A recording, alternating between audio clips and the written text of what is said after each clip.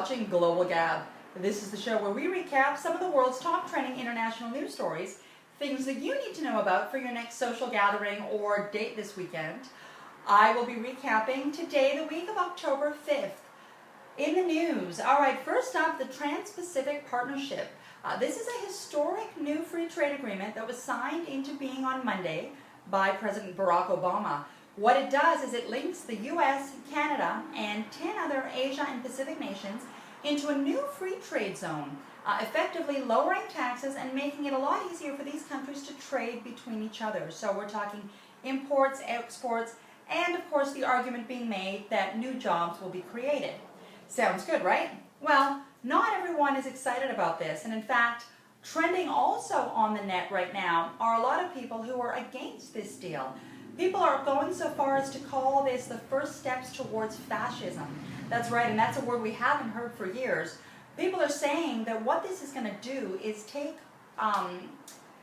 the power away from governments and the elected officials and move it into the power of the corporations. And we know that corporations have a different driver than governments. People are worried that the governments are going to lose their power to the corporations, and this is going to just spell ongoing power conflicts between public and private sectors. We will keep an eye on this. Now, this isn't set in stone yet. Congress still has to vote on this, and that vote's going to take place at the beginning of 2016. What I do want to do before we leave is read you the name of the countries involved, the names of the other countries involved for those of you interested. So we said it's the U.S., Canada, Mexico, Australia, New Zealand, Chile and Peru from South America, and also China, Japan, Singapore, Malaysia, Vietnam, and Brunei. So keep an eye on the TPP, that's the Trans-Pacific Partnership. Sticking with economic news for just a little bit, 2015 is turning out to be the worst year for investors. That's right, everything is in the red right now. Currencies, bonds, stocks, all of it. Even bonds that had a little bit of a run-up earlier this year are losing all of that because of the lack of inflation. The global community has revised its estimate for growth down from 3.5 to 3% overall. And of course, this is largely due to the lack of growth in the emerging markets. We saw the massive slumps coming out of China and Brazil, but also corporate profits are down quite a bit. What they're saying is that this quarter, Q4 of 2015, is going to be the worst yet. So I don't know if you have any money to move, but if you do, you might want to move it under your mattress, because that seems to be the safest place for it right now. We'll keep an eye on the economy, we always do. I want to touch on what's happening with the Hurricane Joaquin. That was the hurricane that hit Southeast Caribbean last week. Unfortunately, for those that have been following the story, the search for the cargo ship, the missing cargo ship El Faro, has been canceled.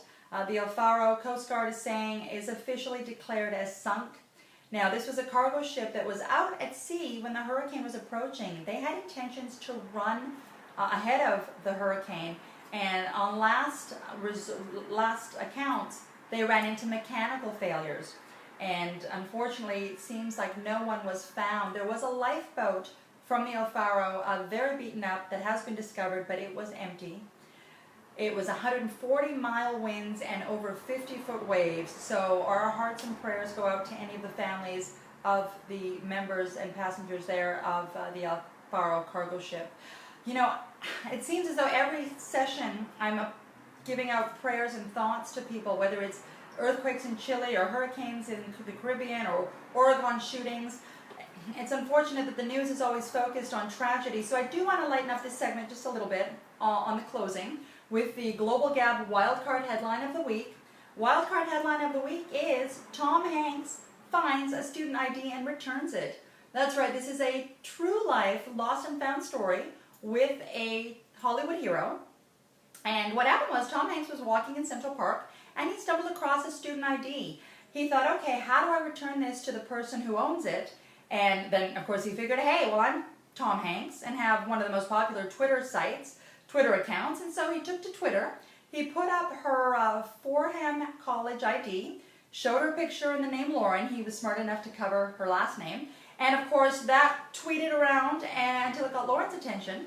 And it said that that idea is about to be returned to her. We're not sure if she's going to get the chance to meet him in person. But the interesting thing is that almost a year ago to the date, the exact same thing happened with Tom Hanks, but with his credit card having been lost. A Good Samaritan had found that and returned it to Tom Hanks. So we're happy to be seeing a lot of this goodwill, pay it forward karma happening. That's our news for this week. Those were the headlines that caught our attention. I'm Katerina Kazayas. Join us here next week on Global Gap to catch all the things you need to know about. You don't want to miss it. See you then.